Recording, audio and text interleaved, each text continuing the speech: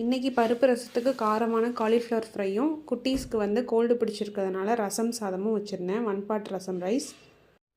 First வந்து cauliflower ஃப்ரைக்கு கொஞ்சமாக எல்லாத்தையும் கட் பண்ணிவிட்டு மஞ்சள் உப்பு போட்டு வேக வச்சாச்சு.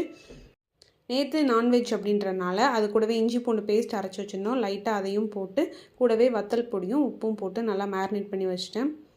இன்னொரு பக்கம் பேபிஸ்க்கும் ரசம் ரைஸ் ரெடி பண்ண ஸ்டார்ட் பண்ணியாச்சு சைட் பை சைடாக. அதுக்கு தக்காளி, பூண்டு, கருவேப்பிலை, கொத்தமல்லி, சீரகம், மிளகு இது எல்லாத்தையும் எடுத்து போட்டு நல்லா அரைச்சாச்சு. நான் வந்து ஃபுல்லாக மையாக அரைக்காமல் ஒன்றும் பாதியமாக கொரப்பாக தான் அரைச்சிருக்கேன்.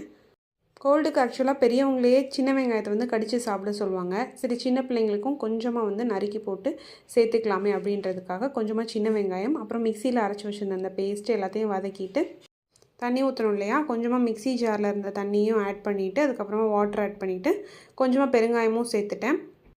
ட்வின் பேபிஸ் அப்படின்றனால அவங்களுக்கு ஏற்ற மாதிரி ரைஸ் எடுத்துக்கிட்டேன். இதே ஒரே பேபி இருந்தாங்க அப்படின்னா அவங்களுக்கு ஏற்ற மாதிரி கொஞ்சமாக மட்டும் ரைஸ் எடுத்துக்கலாம். தண்ணி இன்னும் கொஞ்சம் ஆட் பண்ணிவிட்டு ரைஸ் வேகிறதுக்கு ஏற்ற மாதிரி அரிசியும் போட்டு கொஞ்சமாக கல்லுப்பு மட்டும் ஆட் பண்ணிக்கிட்டேன்.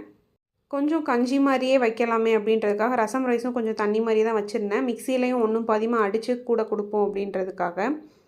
சைட் பை சைடாக வடச்சட்டியில் சோம்பு, கருவேப்பிலை போட்டுட்டு மேரினேட் பண்ணி வச்சுருந்த காலிஃப்ளவரையும் ஃப்ரை பண்ண ஸ்டார்ட் பண்ணியாச்சு. கடாய் வந்து கேஸ்டன் கடாய் அப்படின்றனால அப்பப்போ ஸ்டிக் ஆகும் லைட்டாக. அதுக்காக நான் கொஞ்சமாக ஆயில் மட்டும் சேர்த்து ஃப்ரை பண்ணி எடுத்தாச்சு. இன்றைக்கி எங்கள் வீட்டில் ஒயிட் ரைஸ், பருப்பு ரசம், கத்திரிக்காய் முருங்கைக்காய் கூட்டு வச்சுருந்தாங்க அம்மா. நம்ம ஊரில் ஸ்நாக்ஸ் இல்லாமல் சாப்பாடு சாப்பிட்டா எப்படி?